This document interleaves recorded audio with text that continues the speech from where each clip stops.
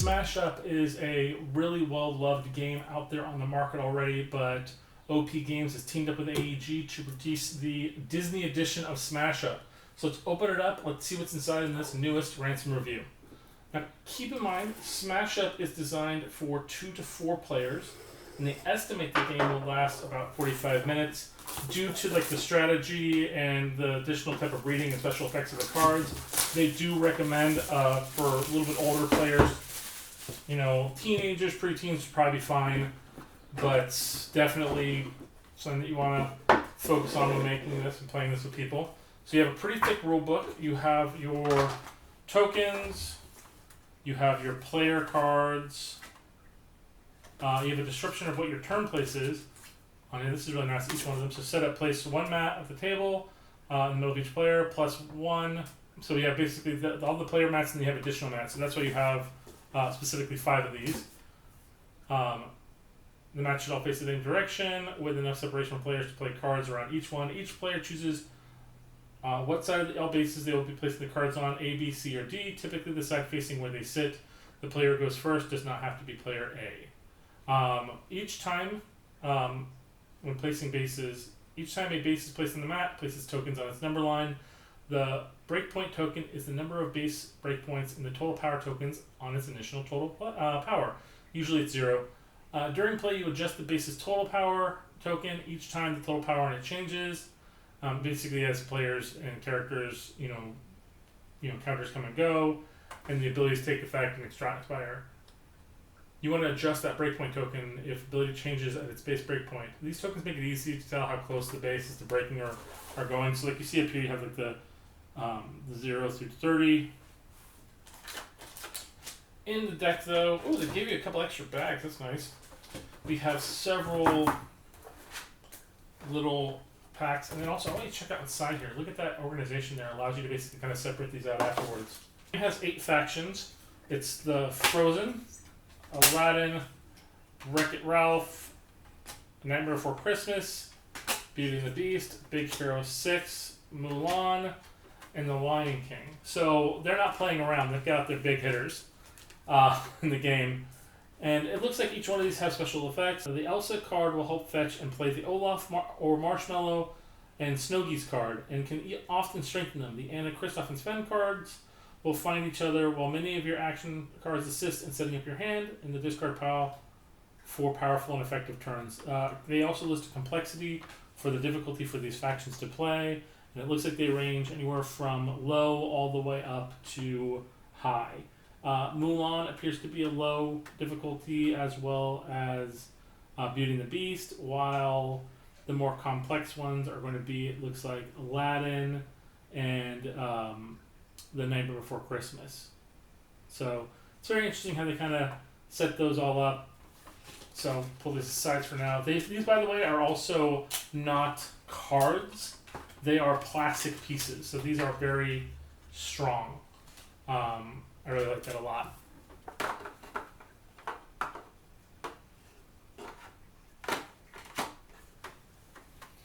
One thing I will say specifically about these cards, though, is they do not fit in here. So you will have to lay them kind of like flat.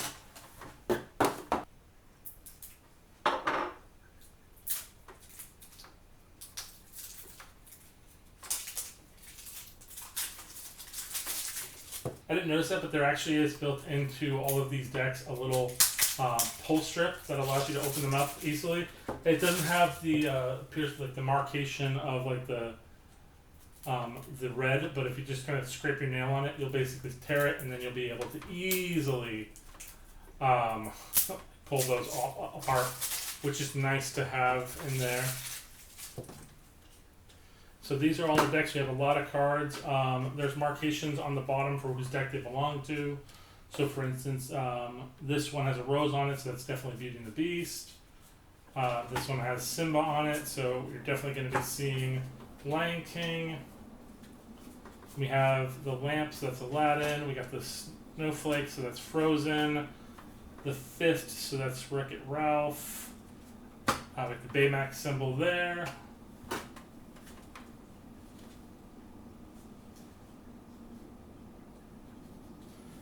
We got the Mushu symbol on the bottom there for Mulan, and then we've got the duck toy from Night Before Christmas for that indication. So that's pretty nice on there. Now these are the bases. So we have the Power Strip, which would appear I think from Wreck-It Ralph. The Dump from Wreck-It Ralph. We have Sultan's Palace, Agrabah Bazaar, Forbidden City from Moana, the Training Camp from Moana, Enchanted Castle from Beauty and the Beast, Gaston's Tavern from Beauty and the Beast, Civet Robotics Lab, Creo Tech from Baymax, the Ice Palace in Arendelle, Halloween Town, Spiral Hill, Pride Rock, and Jungle Paradise. So we have bases specifically focused for the players as well. So when playing the game, specifically what happens is that you're going to choose which factions you want to play as. Each player gets to choose two, and then you mix it up. For instance, you could be playing as Aladdin and Simba, mix them together. You could be playing as Mulan and Wreck-It Ralph, mix them together. Each player gets 2 decks, so you basically have a deck of 40 cards. Then you're going to take the matching base cards for them. You're going to shuffle them up in the game, and you're going to place them face down and deal 1 out to each player in the game. Then players will draw 5 cards from their deck. If they don't have any character cards in their hand, they can reshuffle that 1 more time, and then you start playing the game. The person that watched the Disney movie first, the person that watched the Disney movie last gets to go first. Then you get to play 1 character card, 1 action card, and activate any actions you have on the table. If you don't want to play any cards, you don't have to. At the end of that, you then draw 2 additional cards, and then you can start scoring bases. If you've adding a power of all the things you have on the table in front of you, are able to then basically break the power limit for the base, you'll then score the victory points for that base. For instance, the break point for this one is 22. So if you're able to get that amount of points for there, then you'll get the actual victory points. This base gives out 4 for the first place.